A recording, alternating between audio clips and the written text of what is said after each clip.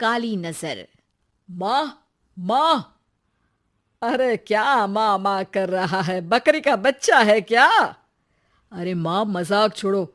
मुझे फाइनली वो मेन चौराहे वाली दुकान मिल गई है। अब देखना, आपका बेटा दुगनी स्पीड से पैसा कमाएगा। ओफो, ये क्या?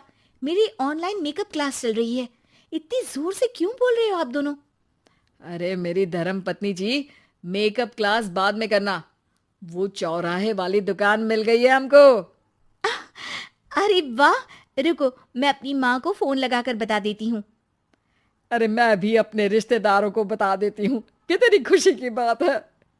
हाँ हाँ, मैं भी अपने दोस्तों को बता देता हूँ। 1 हफ्ते बाद रजिस्ट्री है। बस, घर में खुशी का मौका था। उन तीनों ने अपने अपने फोन उठाए और लोगों में बात फैलाना शुरू कर दिया। और रही सही कसर श्वेता बहू ने अपने पड़ोस में सबको बताकर कर दी। अरे वर्मा आंटी, अब हम भी जल्दी कार ले लेंगे। घर का रेनोवेशन होगा और ठाट से रहेंगे हम भी। अरे, ऐसा क्या हुआ? लॉटरी बाटरी लग गई है क्या? अरे, इस बार चौराहे वाली मॉल में हमको भी दुकान मिल गई है। दुकान नंबर 21, जो एकदम चौराहे पर है। अब ग्राहक बढ़ेंगे तो आमदनी भी बढ़ेगी ही ना। अरे वाह, कितनी खुशी की बात है। मैं बहुत खुश हूँ तुम्हें इतना खुश देख के। बाकी एक बात कहूँ, सबको मत बताते फिरना। किसी की नजर लग जाएगी तो खुशी की खबर वापस लौट जाएगी। हैं? ऐसे थोड़ी ना होता है। अब डरा रही हो। अरे सही कह रही हूँ। काली नजर कहते हैं इस चीज को, जब आप किसी को कुछ बताओ और वो काम बिगड़ जाए। अरे लेकिन मैं तो। तुमने सबको बता दिया ना? हाँ, फोन लगा लगा के। अब बच के रहना। काली नजर बड़ी खतरनाक होती है। श्वेता इतनी खुश रहती है कि वो वर्मा आंटी की बात पर ध्यान ही नहीं देती, जबकि पड़ोस में और भी लोगों से खुशी की खबर शेयर करती रहती है। अगले दिन राजेश बहुत दुखी होकर घर आता है। अरे बेटा, क्या हुआ? मुंह क्यों सूजा हुआ है? मधुमक्खी ने काट लिया क्या? माँ, वो दुकान किसी और के पास चली गई। किसी ने ज्यादा भाव लगा दिया। अरे पर बात तो आपसे हुई थी ना उस दुकान वाले की। हाँ, आज मैं टोकन अमाउंट देने गया था, तब मुझे पता चला। कोई आकर सुबह मुझसे पहले ही ज्यादा अमाउंट दे गया। हम्म, काली नजर। क्या? क्या कहा? वर्मा आंटी ने समझाया था कि किसी को बताना मत, वरना काली नजर लग जाएगी। अच्छा, तुम्हें उनकी बात मान लेनी चाहिए थी। उनकी बात मान लेती, लेकिन उसके पहले ही सबको बता चुके थे ना हम तीनों। अरे अगली बार से ध्यान रखेंगे। कोई भी नई चीज होगी तो किसी को नहीं बताएंगे। तीनों कुछ दिन ऐसे ही रहते हैं, पर एक दिन श्वेता को एक मेल आता है। राजेश, मेरा ऑनलाइन मेकअप कोर्स कंप्लीट हो गया। अब मैं खुद का पार्लर खोल सकती हूँ। अरे वाह, अपने मोहल्ले में ही खोलते हैं। ये जो घर के सामने दुकान है ना, वहीं। हाँ, यहाँ सस्ती भी मिल जाएगी। अगले दिन श्वेता वर्मा आंटी के पास जाती है, मिठाई का डब्बा लेकर। अरे आओ आओ, कैसे आना हुआ? जोर से नहीं बोलूंगी। वो सामने वाली दुकान है ना, वहां मैं अपनी पार्लर की दुकान खोलने वाली हूँ। उसकी मिठाई है। अरे वाह, बहुत बधाई हो तुमको। हाँ, मैं कमाने लगूंगी तो राजेश पर पूरे घर का बोझ नहीं रहेगा ना आंटी जी। ये तो है। पर ये बता कि तूने ये बात किसी और को तो नहीं बताई ना? अरे नहीं नहीं, पिछली बार गलती कर दी थी। काली नजर लगी किसी की और राजेश के हाथ से वो दुकान चली गई थी। सबको मत बताना। चलो मैं चलती हूँ, कल दुकान की बात करने भी तो जाना है। अगले दिन श्वेता दुकान के लिए मालिक से बात करने जाती है। अरे लेकिन दुकान तो हम कल रात को ही किसी को दे चुके हैं। कल ही? हाँ, कल ही। 2 दिन बाद कोई यहाँ पार्लर भी खोल लेगा। अब कहीं और दुकान देख लीजिए। अरे पर हमको भी तो पार्लर ही खोलना था। हाँ भाई, ये एक ही दुकान है, आधी आधी तो नहीं दे सकता ना मैं।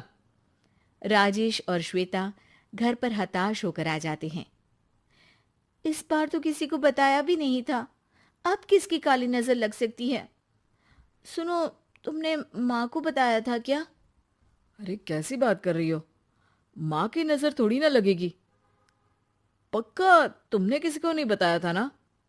सिर्फ वर्मा आंटी को बताया था, उन्होंने ही मुझे किसी को नहीं बताने को कहा। अरे यार, तुम भी सही हो। मेरी माँ को नहीं बताने को कह रही हो, पर वर्मा आंटी को बताना तुम्हें जरूरी लगा। अरे वर्मा आंटी ने ही तो काली नजर के बारे में बताया था ना, वो हमेशा हमारा भला ही तो चाहती हैं। मेरी माँ भी हमारा भला ही चाहती है। अरे पर चिल्ला क्यों रहे हो? बात नहीं कर सकते क्या आराम से? नहीं आता वो आराम से बात करना, और करना भी नहीं चाहता हूं मैं। दुकान जाने का दुख गुस्से में बदल गया था और राजेश और श्वेता में बात बंद हो गई थी। 2 दिन बाद मोहल्ले में पार्लर का इनॉग्रेशन हुआ, जिसमें मोहल्ले के सभी लोगों को बुलाया गया, पर श्वेता, राजेश और माँ नहीं जाते। माँ, अंदर आ जाओ, क्या देख रही हो? अरे नया पार्लर देख रही हूं अपने आंगन से। देखो, माँ को दूसरे का सुख देखने में कितना मजा आ रहा है, मेरा दुख नहीं दिख रहा इन्हें। यहाँ मेरा पार्लर भी तो हो सकता था। अरे चुप रहो यार, हर बात में लड़ाई क्यों ढूंढ रही हो? राजेश और श्वेता फिर बहस करने लगते थे। तभी माँ ने दोनों को बाहर बुलाया। अरे जरा देखो तो, दुकान चलाने वाले का बोर्ड पर नाम क्या लिखा है? श्रुति वर्मा। गाड़ी निकाल बेटा, हमें कहीं जाना है। काली नजर का इलाज कराने? राजेश अपनी बाइक निकालता है। तीनों ट्रिपलिंग कर रहे हैं। माँ राजेश को उस मॉल वाली दुकान पर लेकर जाती है जहां राजेश अपनी दुकान खोलने वाला था। यही दुकान लेना चाहता था ना तू? हाँ, पर इनको भी दुखी करने लेकर आई हो क्या यहाँ पर दुकान दिखाकर? वहां काफी नहीं था? अरे श्वेता, थोड़ा सब्र रख, अभी पता चलेगा कि हम यहाँ क्यों आए हैं। बता, इस दुकान चलाने वाले का नाम क्या है? अनुपम वर्मा। कुछ समझ में आया? वो दुकान वाली श्रुति वर्मा, ये दुकान वाला अनुपम वर्मा, और हमारे पड़ोस में हमने उस दुकानों के बारे में बताया किसको था? अब वर्मा आंटी को। मतलब वर्मा आंटी ही हमारा काम बिगाड़ रही है? नहीं नहीं, ऐसा नहीं हो सकता, ये बस इत्तेफाक है। राजेश अपना फोन निकालता है और श्रुति वर्मा और अनुपम वर्मा के नाम फेसबुक पर सर्च करता है, जहां ये दोनों ही वर्मा आंटी के रिश्तेदार होते हैं। श्वेता को समझ में आ जाता है कि वर्मा आंटी की ही नजर खाली नजर है। अब क्या करना है? कोई भी खुशी की खबर हो तो काली नजर से बचना है, यानी वर्मा आंटी से बचना है। अरे पर मुझे ये समझ में नहीं आया कि वो हमारे साथ ऐसा क्यों करेंगी। अरे बेटा, एक सीख है, दूर के आदमी को आपकी तरक्की से कम परेशानी होगी, पड़ोसी को ज्यादा। दोनों माँ की बात में हामी भरते हैं और अगला काम चुपचाप करने की कसम खाते हैं, ताकि आगे से वर्मा आंटी कोई काम ना बिगाड़ सके।